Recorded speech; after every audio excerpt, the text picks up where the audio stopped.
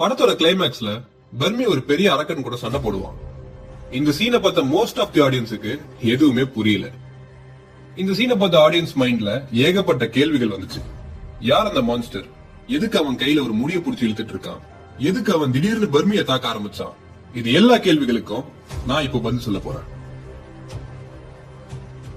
ஹிந்து ஃபோக்லோர்ல சோமசர்மன் ஒரு பிராமணர் இருந்தாரு. அவர் ஒரு பெரிய அறிஞர்.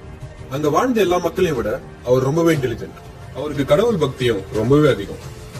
காலப்போக்குல ஒரு ராஜா மேல இருந்த பொறாமையால இவரோட பக்தியும் அறிவாளித்தனத்தை யூஸ் பண்ணி அந்த ராஜா மேல ஒரு சாபத்தை கொடுக்கிறாரு.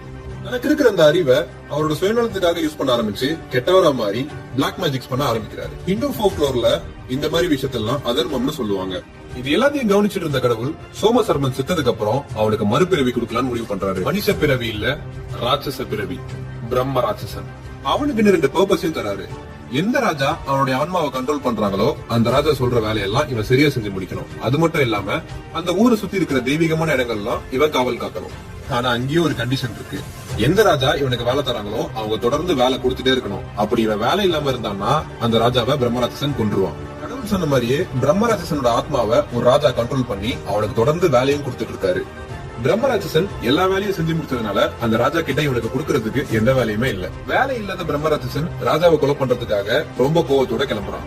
போற வழியில ராஜாவுடைய மனைவி அதாவது ராணி பிரம்மராட்சசனை எதிர்த்து நிக்கிறாங்க.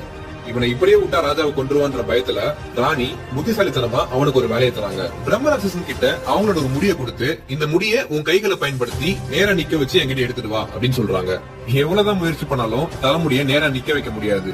இருந்தாலும் கடவுள் அவனுக்கு கொடுத்த பர்பஸ்னால அவன் காலம் முழுக்க அந்த முடியை இழுத்து இழுத்து நேரா நிக்க வைக்க முயற்சி பண்ணிட்டு இருக்கான். அண்ட் அவன் இருக்கிற அந்த குகை ரொம்ப தெய்வீகமான இடம்னு சொல்லி படத்திலேயே மென்ஷன் பண்ணிருப்பாங்க. அதனாலதான் பிரம்மராட்சசன் பல வருஷமா அந்த இடத்த காவல் கத்துட்டு வரான்.